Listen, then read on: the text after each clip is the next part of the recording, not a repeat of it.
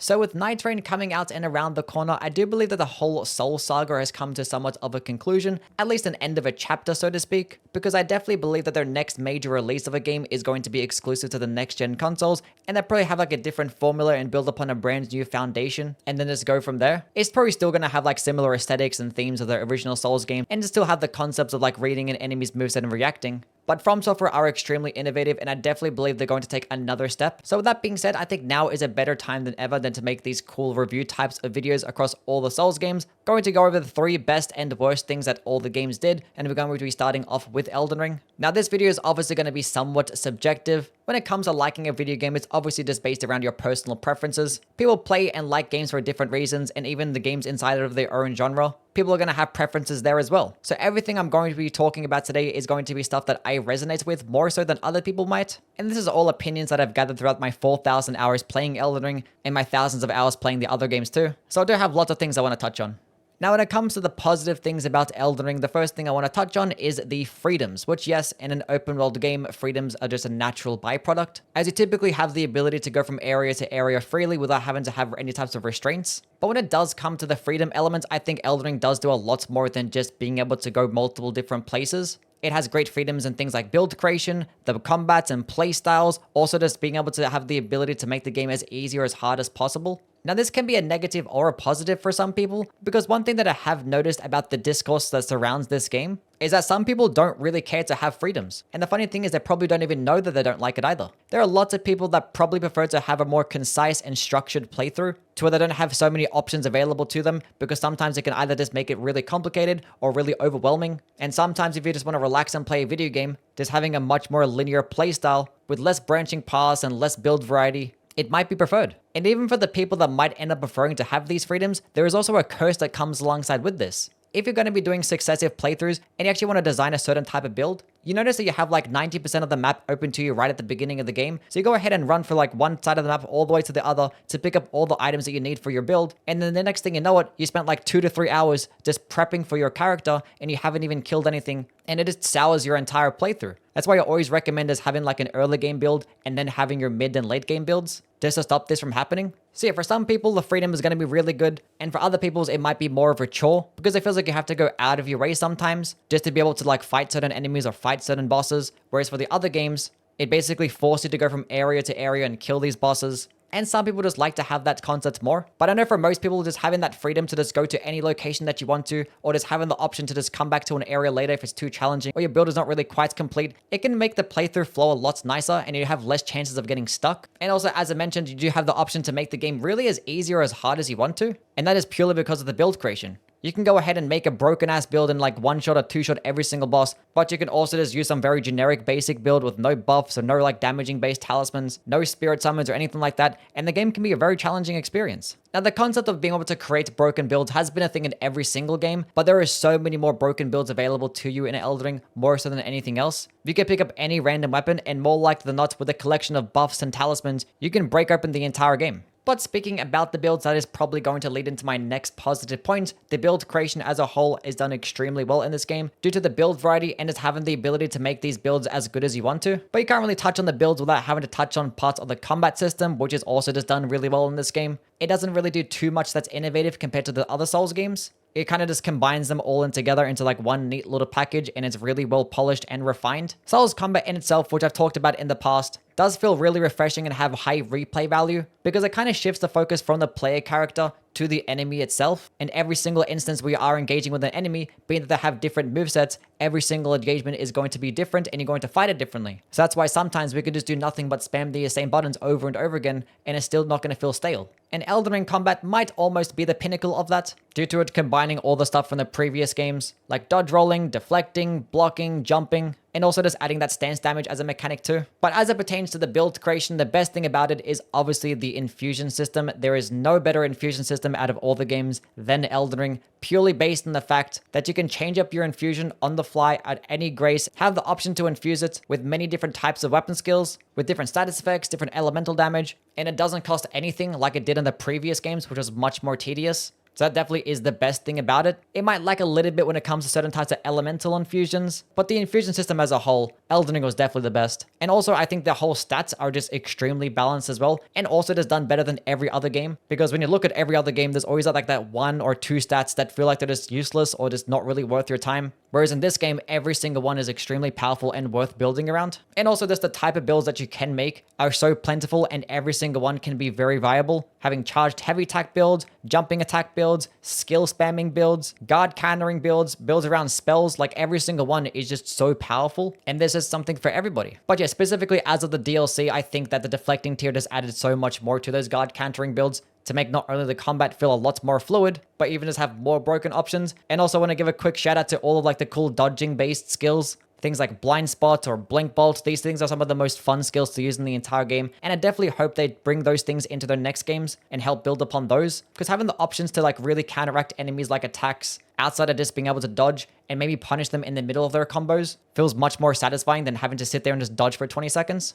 Now, the last positive point I do want to touch on is the exploration, which kind of leads into my point about freedoms, and that typically in an open world game, it's going to be the core and center focus. Because in a linear game, you do have less chances for exploration, and it kind of is a lot of forcing you into just complete the level and kill the boss to go to the next section. But in Elden Ring, due to its open world format and how large the game actually is, there are lots of instances to where you have so many different branching paths. And it's to the point that even if you just take one random turn, you can just end up in a completely different location that houses a whole separate area and a whole separate boss. Like, they really be hiding the most like insane areas sometimes behind like some small tight little corridors. Now, I know a lot of people talk about the whole empty area thing as it pertains to the exploration, and there isn't much of an incentive behind that, which yes, is actually somewhat true. If the game was like 25% smaller, it probably would have been a lot more dense, because yeah, some of those areas are just big for no reason, and it does leave you feeling disappointed. Which honestly, there are worse things that you can do to make an area bad outside of just making it empty. And for the most part, those areas are the minority. Like, there are so many areas in this game that's filled up with lots of stuff. And even when you are exploring and finding items, even if they are useful, more likely than not, 90% of them are just not going to be viable to your build. So honestly, having items be the reward isn't always going to be the best thing. And sometimes there can actually be better rewards for exploration. And I think the one that people just forget the most for some reason is just the reward of having good scenery. Like, just being able to take an off-beaten path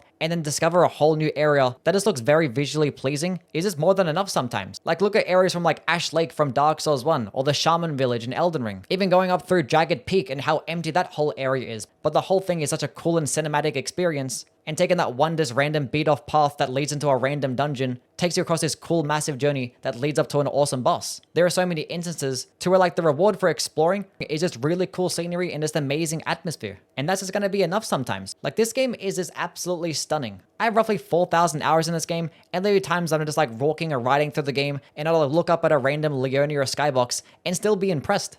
Now, there are lots of different things that I have problems with that are kind of small and here and there, but I think the one that I have the most problem with is the lack of incentivizing the best parts of replayability, which yes, somewhat of a mouthful. It's not really like the most concise way to describe it, but it does cover so many things that I have problems with this game. Because as I mentioned, some of the best parts about the game will be like the build creation and the overall combat, which the game doesn't really have that to be the focus when it does come to replayability, which honestly should be prioritized in an open world game, because for the most part, exploration is going to be the best thing in an open world game, and when you've already explored everything for the first time, what else is the game going to have to offer you? And instead of playing into where you actually have a reliable way to farm for items, have infinite dragon stones, infinite lava tiers, and have us make our builds and test them out on these endgame activities, potentially having like a PvE arena or a boss rush mode, even adding some covenants that reward both PvP and PvE activities. But what we have instead is farming for hours to make a build, going into New Game Plus so we can get things like lava tiers or dragon stones of the same NPC quest lines, and then just going into New Game Plus again just to play the game all over again, just speedrunning from boss to boss, just to experience this new build. Which I don't know why they try to incentivize us going into New Game Plus by teasing things like lava tiers and dragon stones when the New Game Plus isn't even any different.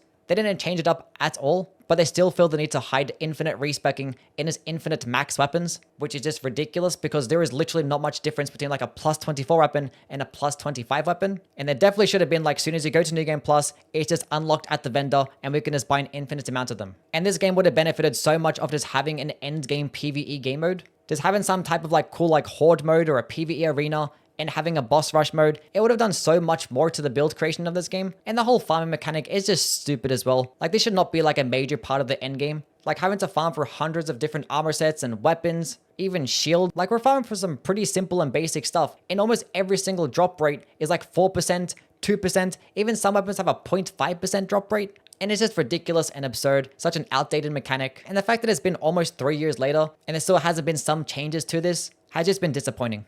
Now, as passionate as I feel about the replayability, I feel like the balancing of the game is arguably just as bad. Now, this point is actually going to cover lots of different things, so it's not going to be just how much damage an enemy does or how much damage I do, because that is just bound to happen when it comes to such a large game as this one, and an open world game, because you have so many areas accessible to you right at the beginning, so it's kind of hard to try and balance which one you would have scaled higher than the other one. Like, for what they had to work with, they didn't do too bad of a job, but like the second half of the game can be a bit weird because you'll be going through like Lendel and 30 Vigor is going to be perfectly fine. You can tank like at least 3 hits to some bosses, and then you just cross a bridge, go to the mountaintops, and then all of a sudden, the game's like, why don't you have 50 Vigor? Well, it's because 30 Vigor was fine just 2 seconds ago. Nope, not anymore. Come back when you have 50 Vigor. But some other things that I don't really care about when it comes to the balancing. Obviously, like the weapons and spell balancing is just an absolute mess. It feels like every single weapon and spell was like designed by individual different people that didn't even talk to each other at all. Because you have so many cases to where like there's amazing spells out there that do insane damage, and there's other spells that are just completely and utter dog shit. And it makes me question why they haven't even been buffed or why they were even designed to begin with. Like I kind of understand like having some dog shit things in the game be there, but like not this many, especially when they actually have these really cool and interesting animations. Like the most badass looking spells and the most badass looking weapons should be the best ones, and the most basic generic looking shit like a regular catch flame, this shouldn't be the best spell in the game. Which I can kind of forgive them for this because it's such a large game and there's so many things that I did add to the game. So being able to like test everything out beforehand, I get it, it's going to be somewhat challenging, but the game's been out for like 3 years now and there's so many cases of just having really bad and underpowered stuff that just didn't get more love. But arguably even more annoying than that, I think some of the most annoying things when it comes to imbalance is the smithing stone to somber stone distribution. The difference between leveling up a somber stone and how easy that one is compared to leveling up a smithing stone is just a joke. Why do we need like over 90 smithing stones to upgrade a weapon to max, where like a somber weapon only requires 10 stones? Like I understand maybe requiring a little bit more or having it be a little bit harder because you have the ability to infuse it with different types of elements and different types of skills. But in this game, arguably the somber based ones are the best weapons in the game because they'll have like the most broken skills, they'll have like the best scalings. So at early levels, higher levels, they're just gonna do amazing damage, and they're so much easier to upgrade. Like we have to get 12 of every single individual stone, and sometimes the game only drops like 1 at a time, which is like super annoying. And if you actually wanted to buy the smithing stones and upgrade a weapon to max, it's gonna cost like 10 times as many runes as it would if you were gonna buy somber stones and level up a somber weapon. But going down the list of things that are imbalanced, the status effects and the damage types, which these probably piss me off the most. There are so many cool status effects out there like sleep, madness, death that do basically nothing in PvE. Such a big, massive missed opportunity. Definitely like a lack of really cool spells and weapons out there for these particular status effects. And as for the damage types, when it comes to like their balancing themselves, they're not the worst thing. Like yes, holy damage is pretty bad in the base game because there are a lot of enemies resist to it and not many that are weak to it. But in most cases, it's only 40% resist. And with a holy build, you're going to be spec'd into faith and have access to every other damage type. So it's not that big of a deal. But I think that's the reason what I don't like about a lot of these damage types is that a lot of them are just for faith-based builds, and there's very small amounts of stuff for intelligence builds, and there's like nothing for intelligence faith. In the previous games like Dark Souls 2 and Dark Souls 3, it was very simple. You had lightning damage for faith builds, you had magic damage for intelligence builds, and then you had fire and dark damage for your int faith builds. But in this game, you have lightning, which is like tied to dexterity and sometimes faith. You have fire damage, which is for faith, and you have holy damage, which is for faith. And then you have magic damage, which is just for intelligence, and then intelligence faith doesn't really get any damage type at all. Like, it's just a stupid and dumb imbalanced mess. There should have been one dedicated damage type to intelligence faith and have an infusion that's dedicated to intelligence faith too. But yeah, when it comes to the balancing, those are probably the things I have the biggest problems with. Now, the last thing I want to talk about is the bosses. Now, the bosses I think are pretty decent for the most part. I think there are more good bosses in this game than there are in probably every other game. And that's mostly due to because the game is so incredibly large and it has lots of bosses to begin with. Now, one thing to keep in mind is that when it does come to the enjoyment of boss fights, it is extremely subjective, basically entirely subjective. There are people out there that like bosses like Godric and Placid Dusax, and those bosses I do not like at all. Like in my 4,000 hours playing the game, I always go back and forth as to which bosses I like, even a boss like Moog. So I kind of do want to speak more from like an objective standpoint. So with that being said, I definitely think that a lot of the bosses in this game are just overly complicated. Like there is just no other way around it. Even a boss like Margit, like your first starting boss in the game, has like more complex combos and mix-ups than like any other boss in the Dark Souls series. And if you don't believe me, go ahead, do like a +0 level 1 run and you will understand how challenging it is to be consistent with a boss like that. Now, the bosses being complex isn't necessarily bad because as I mentioned earlier, with the freedoms, you actually have the ability to make the game as easy or as hard as you want to. Now, all this actually does do is makes it an enjoyable and cinematic experience if you're a person that would use things like summons or just really powerful builds. And also, if you're like a top tier player that likes to memorize boss movesets, then it's going to be very enjoyable as well. Because I think Elden Ring bosses, due to how complicated they can be, they're the most satisfying and the most rewarding when it comes to memorizing. Like with the way the combat works and all these different things that you can use, like crouching under attacks, jumping over them, strafing them, and understanding like the different positioning, the mix-ups. Like it feels so badass when you just master a boss fight and learn to dodge particular types of attacks. It really doesn't feel much better. Now the thing is, there is like the entire middle section of players that don't want to actually go ahead and cheese bosses, but also don't want to have to go through the grueling task of memorizing a boss moveset by fighting them over and over again. These players kind of get left in the dark because all they have is just a really frustrating experience. Which if there was only like a handful of like really complicated bosses in the game for like those top tier players, fine, that's perfectly okay. But I definitely feel like there was a severe lack of like cannon fodder bosses. Just bosses that are just meant to be easy for the sake of being easy. Just for those players that don't want to have to sit there for hours on end to try and learn a boss's moveset. Which is kind of why you see bosses like Midra being a lot of people's favorites, because Midra is a very simple and stripped back boss, has very easy to read movesets, doesn't require too much trial and error, and it's going to be pretty easy to learn and master as well. But there'll be so many other bosses, especially in the DLC, where it just feels like they're the final boss. Like every single boss that you fight, it's like, damn, that shit was insane. And then you actually get to the final boss of the DLC, it's like, okay, we're getting a bit too much now. And also when it does come to these bosses having these like incredibly long movesets that you have to dodge for forever, and you just run out of stamina before you even get the chance to counterattack. Which yes, if you have things like hype, rummer types of builds, or even like the deflecting build and guard countering, this can be completely negated. Part of the reason why Sekiro combat is just amazing is because even if bosses have these 20-year-long combos, you're benefiting the entire time as long as you're deflecting. Which kind of leads back to the beginning of the video where I kind of mentioned that I feel like the Souls genre and the Souls formula is coming to an end and they're going to be like innovating with a brand new type of concept, is because I feel like we can't really go much further when it comes to like these insane types of bosses. There needs to be like a new combat system put in place at this point. But also part of the reasons why I don't like some of these bosses is because a lot of the fights are just not balanced around the tools of which we are given. Like certain types of weapon skills, certain types of spells, even your healing flask, it feels like a lot of the bosses were just not balanced around it. Like the fact that some of these bosses don't give you an opening long enough to heal sometimes is just stupid. Like I don't mind the concept of sacrificing my damaging opening to use a healing flask instead, but I shouldn't be able to get punished for healing when I actually use that opening. And then if you actually want to use particular types of weapon skills or particular types of spells, you're done. Fuck you. Like a boss like Consort Radahn, I love fighting. If I have like a really quick weapon, I can hit him in between combos. I have lots of stamina to deal with. I can dodge his combos and then really attack a lot afterwards. It feels so fun and engaging. But if you just go ahead and just use like a slightly slower type of weapon or a particular type of skill, it's basically just not viable at all. And this basically just limits the freedom of playstyle. That's basically my overall premise of how I see the bosses in Elden Ring. I think they're all just like amazingly well designed in terms of the complexities of it. And it's very rewarding and very fulfilling trying to memorize and learn their movesets. But I feel like with them doing that, they're alienating a big chunk of their player base. And honestly, just like limiting some of the build creation too. Anyway, that's all done and talked about as it does come to the 3 best and worst things with Elden Ring, in my opinion at very least. If you do have your own opinions, just let me know down in the comments below, and also let me know what Souls game that I should cover next.